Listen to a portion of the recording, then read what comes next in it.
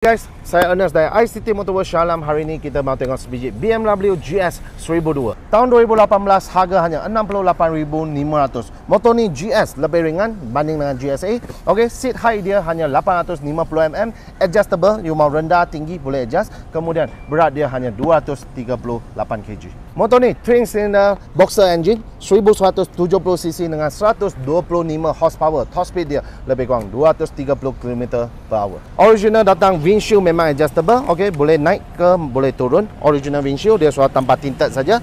Cover lampu sudah tambah, spotlight sudah tambah, crash bar sudah tambah. Motor ni accident free, tapi you tengok crash bar ada cala sikit. Sebab apa? Dia beli crash bar yang second. Okey, dia beli yang crash bar second dia memang ada cala sikit.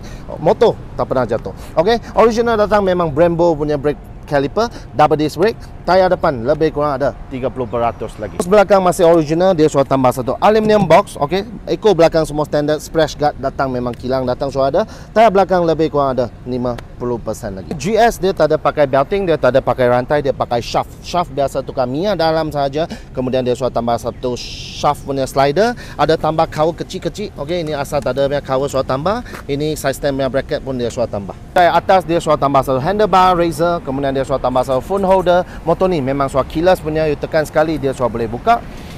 Okey, tahun 2018, my race sekarang jalan berapa? Jap kita tengok. 100,900. Okey, 100,925 km. Okey, 100,000 lah senang cerita. Datang siap ada power mode. Okey, dia ada road, ada Dyna Pro, ada Enduro Pro, ada Rain. 4 power mode, siap ada handle grip warmer. Okey, handle grip warmer, siap ada cruise control. Okey, siap ada absorber, electronic absorber depan belakang, you mau lembut keras pun boleh, ABS pun boleh buka dan tutup.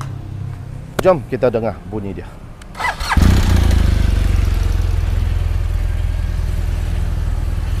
Color semua original, accident free. Crash bar ada cala sikit kerana crash bar owner lama beli yang second hand. Yang lain semua memang perfect lagi.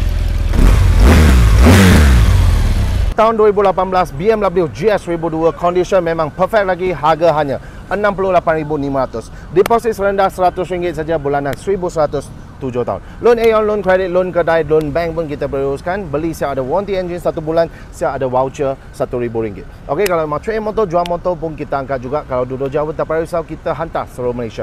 Kalau minat terus datang ICT Motor World Shah Alam ataupun terus WhatsApp sales team kita. Baik.